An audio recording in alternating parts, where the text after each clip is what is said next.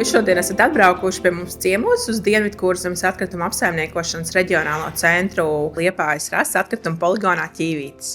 Un viena no mūsu funkcijām ir pārvaldīt visu reģionu atkrituma apsaimniekošanu, un tā pašā laikā arī sadarbība ar dažādām iesaistītajām pusēm.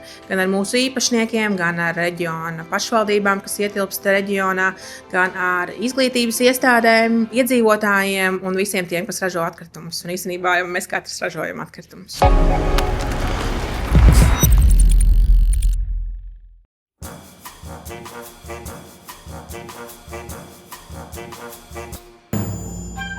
Mēs šobrīd atrodamies atkrituma poligona Ķīvītis Krāmu kambarā.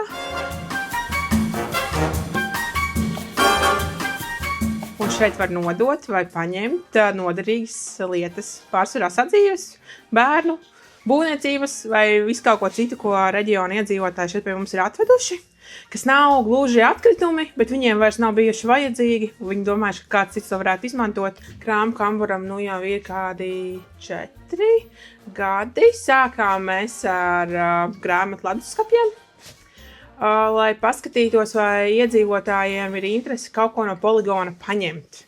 Jo ir skaidrs, ka atvest viņi ir gatavi pilnīgi visu. Bet vai viņi varētu arī kaut ko paņemt? Un mēs redzējām, cik liela īstenībā ir cilvēku interese par grāmatām, par žurnāliem vēl vairāk. Tad mēs audzējām savu drosmi un esam nonākuši līdz šādiem te krāmu kambariem. Šeit pie mums atkrituma poligonā Ķīvītis. Un šī gada mērķis mums ir arī uzstādīt 3 šādus lietu apmaiņu centrus mūsu reģionā. Vēl 3 atkritumu šķirošanas laukumos, kur iedzīvotāji Liepājā, Saldū un Aizpatē arī varēs atnest savas mantas vai paņemt sev kaut ko sev noderīgu. Kas ir varbūt tādas neparastākās lietas, kuras jūs esat krāmu kambarī apmainījuši? Tas ir katram pilnīgi savs. Tas tāpat kā mums ir arī nenovērtēto lietu muzejs, kur mēs vēlāk dosimies, un tur katram tā lietiņa, un kas pieķer aci vai paliek sirdī, ir pašam sava. Man, piemēram, krāmu kambars personīgi ļoti patīk. Es te esmu dabūjis daudz visādas foršas lietas. Man ir maza meitiņa šobrīd, un pagājušajā nedēļā es dabūju viņai Barbijas mašīnu, džipiņu. Tā kā tas bija tāds vajag foršais. Un arī vēl pagājušajā nedēļā.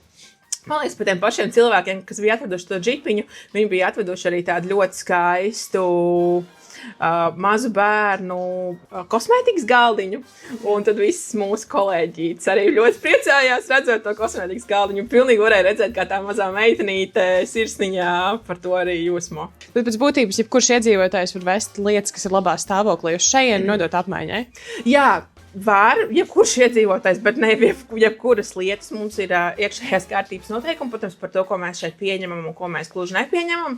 Ir skaidrs, ka mēs šeit nepieņemam dažādus apģērbus un apavus, jo vienkārši mums tam nav tehniskas iespējas to visu uzmanīt. Bet mums ir atkritumu šķirošanas laukumā, kas ir tepat blakus, gan konteiners labām lietām, ko nododam tālāk Eko-Baltija vide, gan arī var atbrīvoties no nevajadzīga tekstila. Un, kad vēlas nodot kādas lietas krāmu kambarī, tad kādā veidā tas notiek? Jā, tas notiek, kad atbrauc mums poligona teritorija. Pirmais, kur dodās, ir mūsu klientu apkalpošanas centrs. Pastāsta par visu to, kas viņam ir, gan sašķiroti atkritumi, gan varbūt kādi atkritumi, par kuriem ir jāsamaksā, vai arī vēl derīgas lietas. Un tad mūsu klientu apkalpošanas speciālisti tālāk pēc tā, ko viņi ir atveduši, novirza viņus uz konkrētu objektu. Kas jums ir apgleznojis to krāmu kambaru? Krāmu kambaru mums apgleznoja grafitī mākslinieks Elementon. Viņš ir arī vairāku Liepājas grafitī pilsētas autors, un tad mēs viņu uzaicinājām un tikām pie tāda krāmu kambara. Kāpēc tieši leduskapi?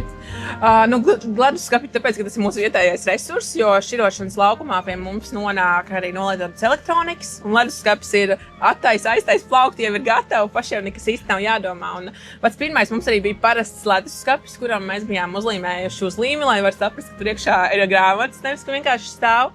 Bet tad parādījās stiklotie, un tad mums bija āķis lūpā, ka šīs vitrīnas ir fantastiski, jo tu ļoti labi var redzēt, kas ir iekšā šajos leduskapjos. Tā apmaiņa notiek ļoti labi.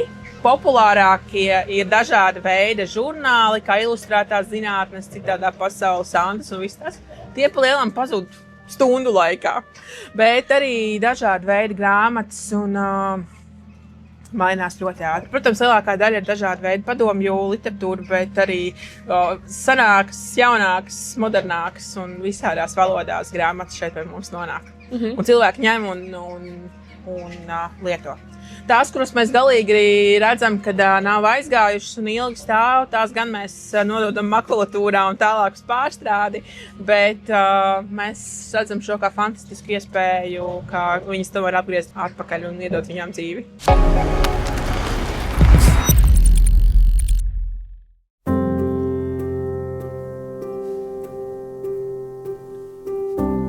Šis ir mūsu nenovērtēto lietu muzejs.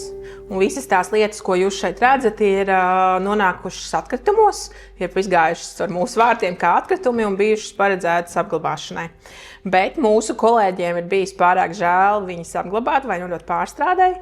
Un tāpēc mēs sākām viņas nolikt maliņā, un tā mums ir izveidojies šis nenovērtēto lietu muzejs. Jau muzejam ir vairāk kā 10 gadi. Tās lietas nāk vēl klāt, varbūt šobrīd nāk nedaudz lēnāk klāt, jo tie kolēģi, kas uzsāka šo visu, jau ir devušies pelnītā pensijā, bet mēs cenšamies turēt to rūpi un arī tās lietas tomēr nomainīt un nāk klāt. Un arī es, ierodoties šeit, ikdienā var pamanīt kaut kādu jaunu lietu, kas ir atnesta un parādījusies. Kas jūsuprāt ir neparastākā lieta, kur mēs varam atrast šajā muzejā?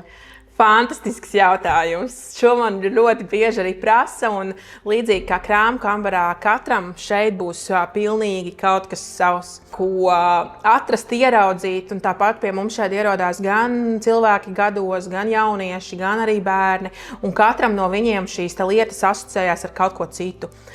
Šeit, protams, mums ir vairāk tādas lietas, kas varbūt ir padomju laikos bijušas izmantotas, un tad cilvēki jau gados jau atcerās savas bērnības atmiņas, kaut kādām mīlošām un jaukām atmiņām, tad bērniem šis ir ļoti interesanti pataustīt, ieraudzīt kaut ko jaunu, un tad viņi arī prasa, kas tas ir, ko tas dara, ar ko to var arī izdarīt. No tādām manām mīļākajām lietām,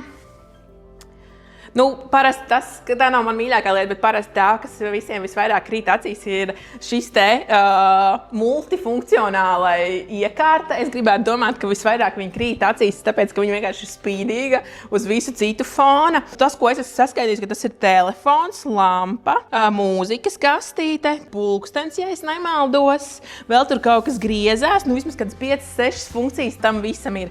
Vēl no lietām, kas man pašai vienmēr ir bijusi ļoti interesanta, giljotīna, jā.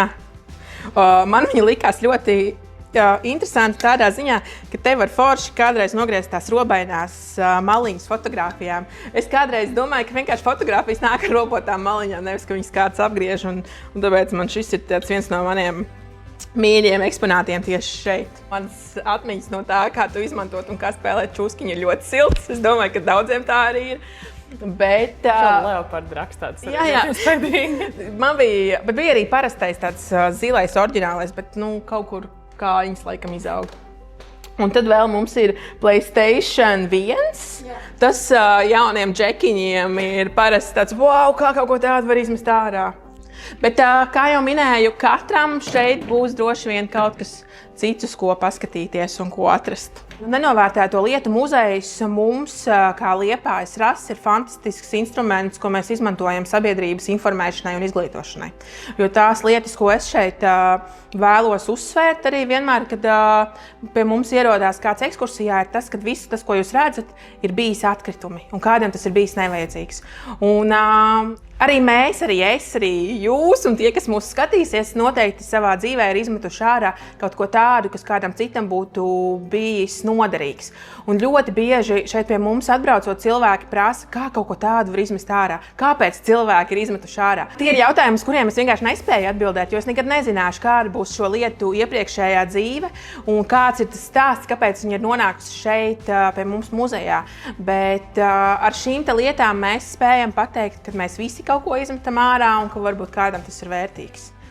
Tad man parasti nāk visādas asociācijas arī ar šiem šķirošanu, kāpēc tas ir svarīgi, jo tā ir vērtība šajos materiālos. Un tāpēc mēs to stāstam cilvēkiem, paši darām un rosinam arī citus kopā šķirot, jo kopā tas materiāls nonāks ar vien labāk un tā mēs varēsim to vidi saudzēt.